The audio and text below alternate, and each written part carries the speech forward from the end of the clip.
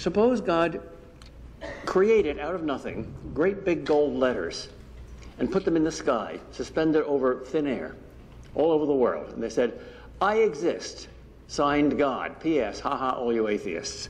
Sounds like a kind and loving God to me. Let's do this.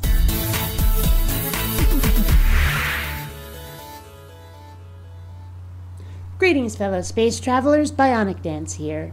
Meet Peter Kreeft, who's going to try to explain to us exactly why God didn't give nearly enough evidence for his existence. Check him out. God didn't do that. Jesus didn't even do that. When King Herod wanted a miracle, he refused. When he went to his hometown, people didn't believe in him. He didn't do miracles. Well, good for them. Because if someone comes around making claims and doesn't back those claims up with evidence, then anyone who believes those claims is pretty gullible, easily manipulated. I don't want to be like that. No self-respecting person should want to be like that. In the Bible, God is not ever described as the God who is obvious. He's described as the God who's hidden. So riddle me this. How do we tell the difference between a God who's hidden and a God who isn't there? Seek and you shall find. That's Jesus repeating the prophet Jeremiah, who says in God's name, "In the day that you seek me with all your heart, you will find me." And that's different from wishful thinking and self-delusion. How exactly? Seeking is not just an act of the mind. It's not just mental curiosity. Seeking is an act of the heart. Except that it is mental curiosity.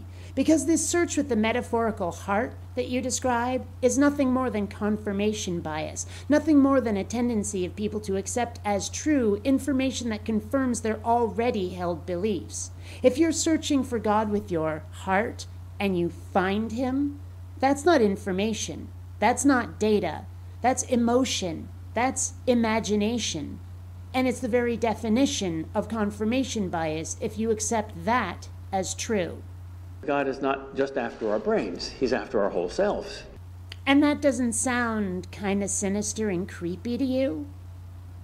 So those who want to find God will find him. There's enough light for seekers. But those who don't want to find God won't find him. Like I said, confirmation bias. Seek and you shall find, whether he's there or not. But what about those of us who genuinely want to find a God if he's there, but approach it skeptically, not accepting just any old information we get as true, and we don't find him?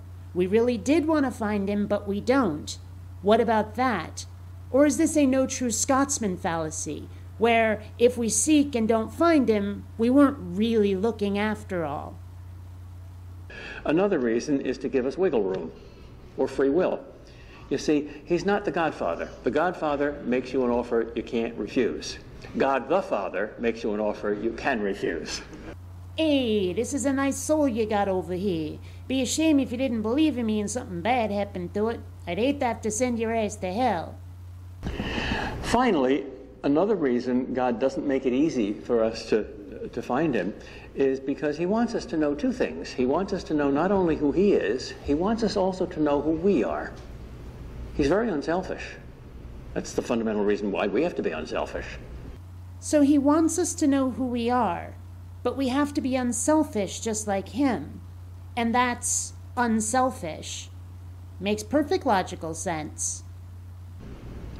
God's not a hypocrite. He practices what he preaches.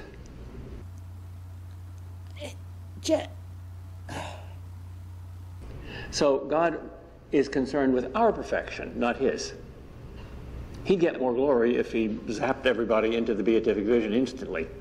But he wants our glory. All right, well, how do we get that? Well, by honestly admitting our need and our ignorance and our sin. And we wouldn't know that if God shined on our mind like the sun. We have to know our darkness. So this God who loves us wants us to achieve this glory. And the only way we can apparently achieve that is if we acknowledge that we're horrible, sinning people, a fact we apparently wouldn't know if this loving God just told it to us. And now we have to wade through this muck of darkness so that we can achieve the glory that this God decided we needed to have. But he loves us. Does that make sense to anybody else? We have to know that the reason God is a mystery to us is our fault, not his. Sorry, but no. You don't get to foist the blame off on me when your God is the one who decided to hide his dumb butt. Until next time, fellow space travelers, this is Bionic Dance saying don't run on automatic. Instead, please, think.